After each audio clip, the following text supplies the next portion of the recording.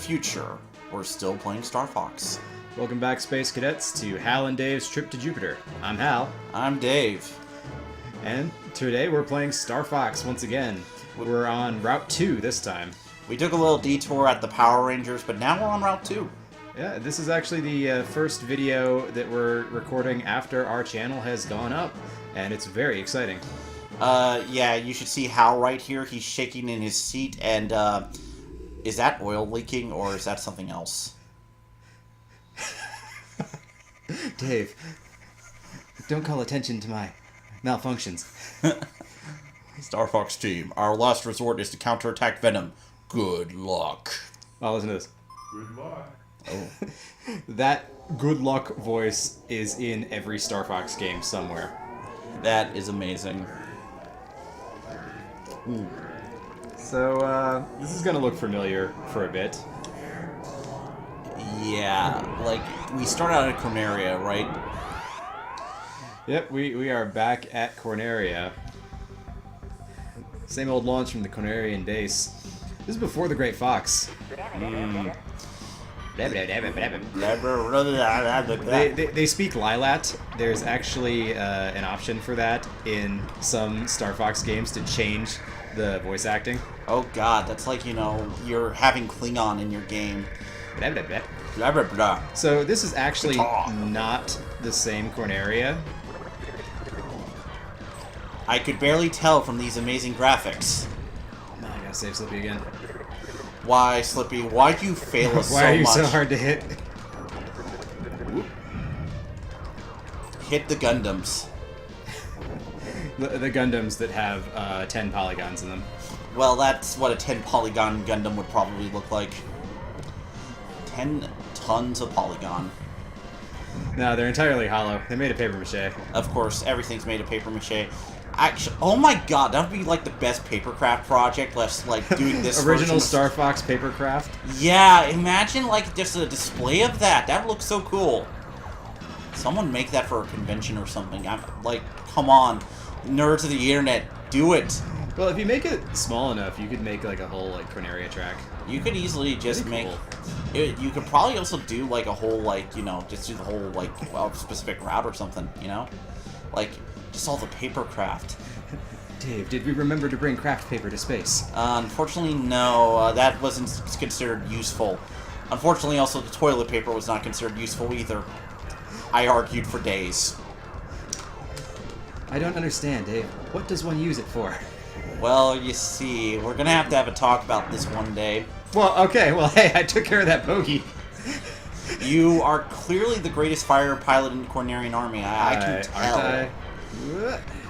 You are definitely Maverick from Top Gun, you know? All like, right.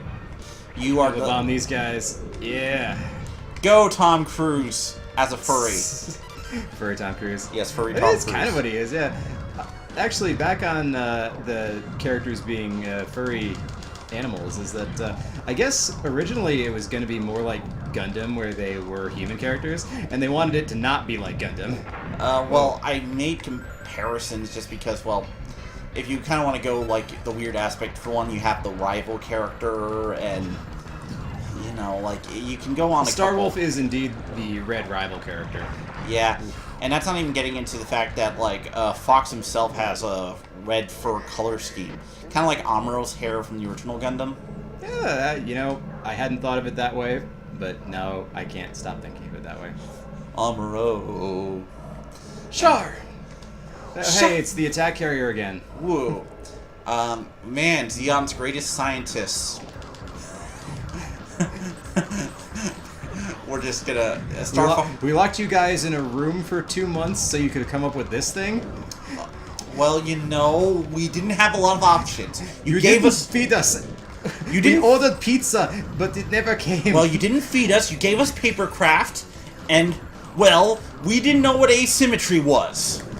So, this is just what happened. You're just gonna have to accept it. Ooh, those missiles hurt. Yeah. You're taking definitely a lot more damage on this route than the previous one, I can tell. At least you got all the Nova bombs, you know?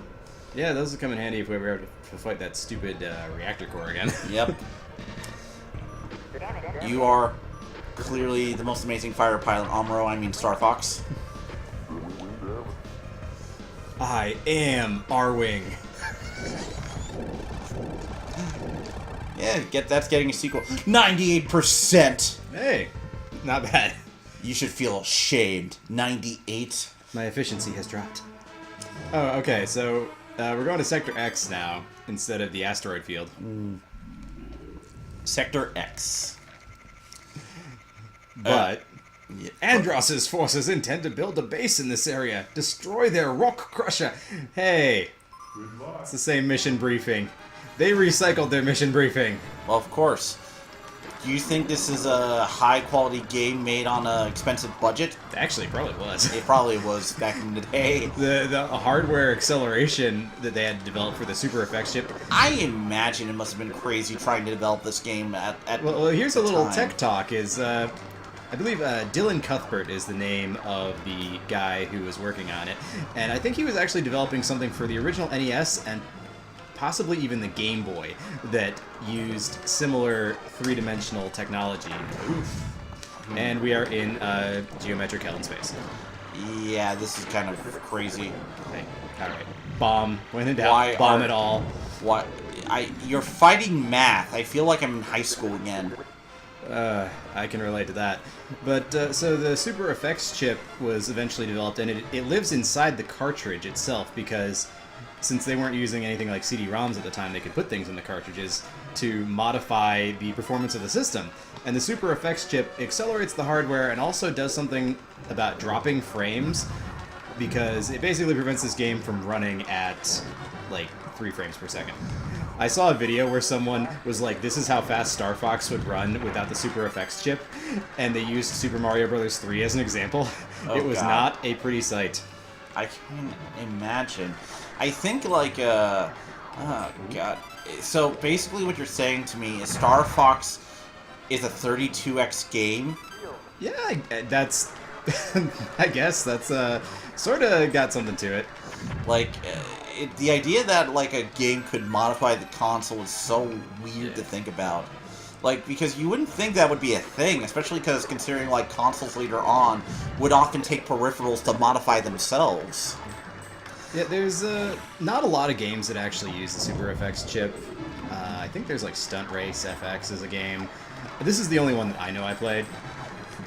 It probably just because it came out pretty late in the cycle. Well, this is the game I actually sought out. Yeah, this was like 1993 or 94, so it was kind of... Super Nintendo had been around for a while, and the N64 was looming.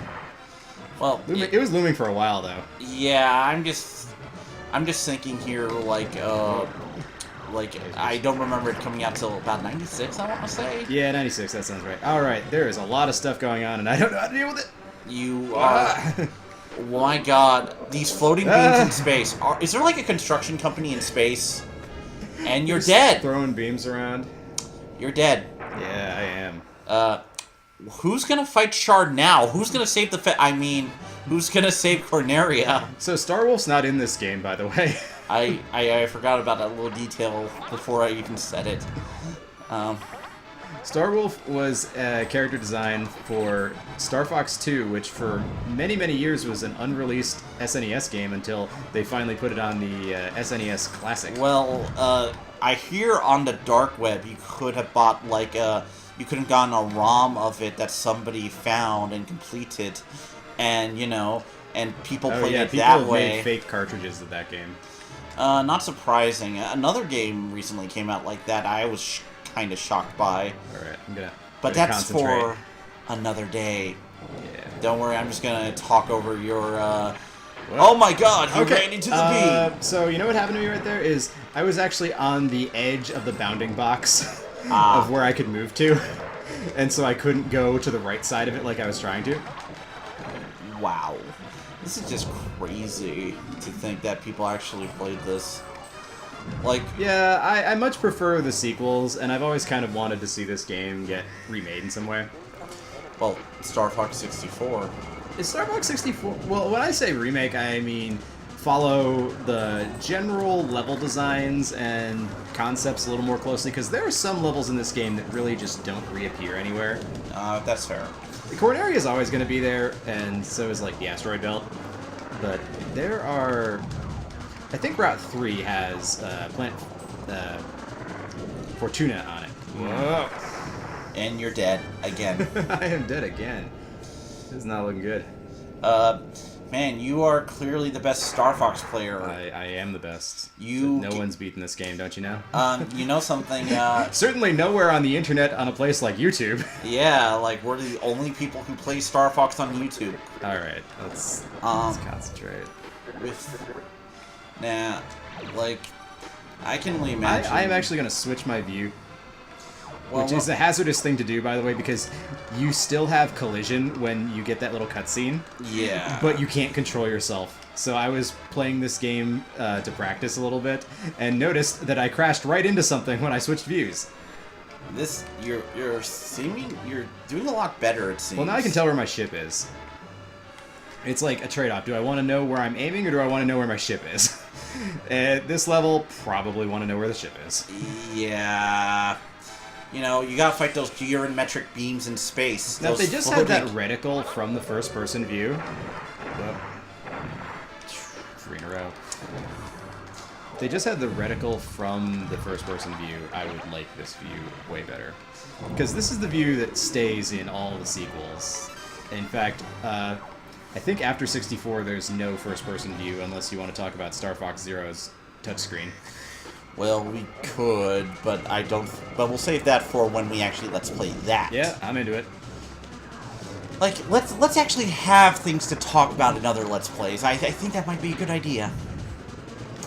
But the barrel roll controls in this game are kind of touchy, because in all the other ones you can really easily mash the shoulder buttons to roll, but here you actually have to tap them in time. Well, hold it. Don't you mean aileron roll? Oh my god. we already went there. Yeah, we did. We went there last time. We did go there last time, but I didn't make the voice. That's true. And that makes this slightly different somehow. Okay, this guy I may want to be in first-person view. Yeah, look at this. Like, I can't control it. I'm scared. All right. Well, you got him there. Yeah. Don't crash! Don't crash! Don't crash! Oh, okay. You're good. You're good. You're good. Okay, he starts firing missiles. So he's, again, Route 2, even though we're doing the same bosses, it's slightly harder because now he's added missiles to his mix. Yeah, they changed the bosses up. Now imagine they did that in Dark Souls or something. You're just like, oh, no, no. It's the Dark Souls of Star Fox? Dark Souls of Star Fox. No, actually, speaking of which, there was this really terrible article that there was a remake of a Shin Megami Tensei game recently called Strange Journey, and I'm not kidding, and a website actually called it the Dark Souls of Persona 5. Oh, no. I'm not... We're starting this again? Unironically. Oh, yeah. No, there are some instances in Dark Souls where they actually do like up the ante on certain enemies if you're on New Game Plus and stuff.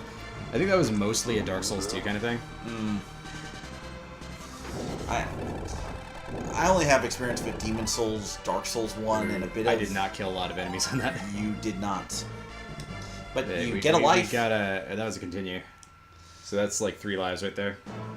Well, I think maybe we're going further into Sector Y, the Yest of all sectors. Well, we gotta get through Titania first. Oh, yeah.